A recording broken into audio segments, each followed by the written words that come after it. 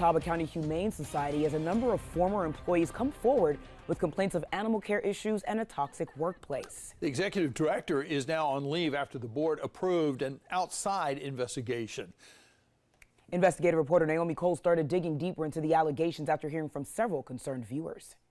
Hi, my name is Dr. Kimberly Ball. I was a former head veterinarian at Catawba Humane Society. I worked at the Humane Society for 6 years. I went into the spay and neuter department. I was there for about a year and a half until I was transferred out to the main building in Hickory. Several dozen people and a few animals spent a recent Saturday afternoon in downtown Newton protesting leadership at the Catawba County Humane Society. It was a very toxic environment. I witnessed it the entire time that I worked there. Dr. Kimberly Ball resigned last year, leaving a fiery resignation letter outlining numerous concerns that she says went unaddressed by the board of directors. My authority was undermined completely on many different things. This is our chance at change. Euthanization is a core issue on a petition that's generated hundreds of signatures online, and one that we found several former employees agreed with.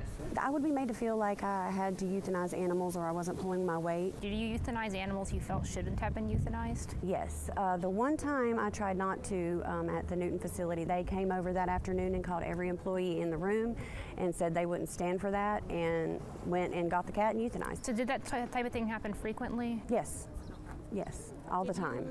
In the last several years of biannual inspections, state regulators have not found major issues at the facilities. In fact, they frequently complimented them on their reports. In that same time frame, they've been in compliance on euthanization. Still, former employees insist animals were being euthanized who had curable issues. There's been several cases where they didn't want to treat them and they automatically euthanized them, not giving them an option to live.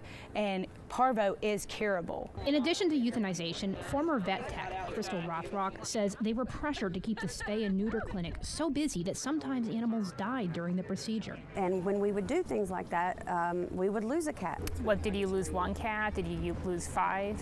Maybe 6 or 7 when I worked there.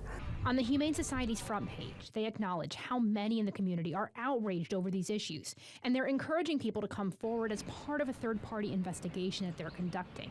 Reporting in Catawba County, Naomi Coles, WBTV, on your side. Naomi laid out these allegations in detail for leadership at the Humane Society and asked for data on their euthanizations. In a statement, they did not respond to questions about the allegations, but said they were listening to feedback and working to hire a third-party investigator. They did give the data we asked for. There have been 37 euthanizations in the last 3 years. That's out of more than 3,000 animals total.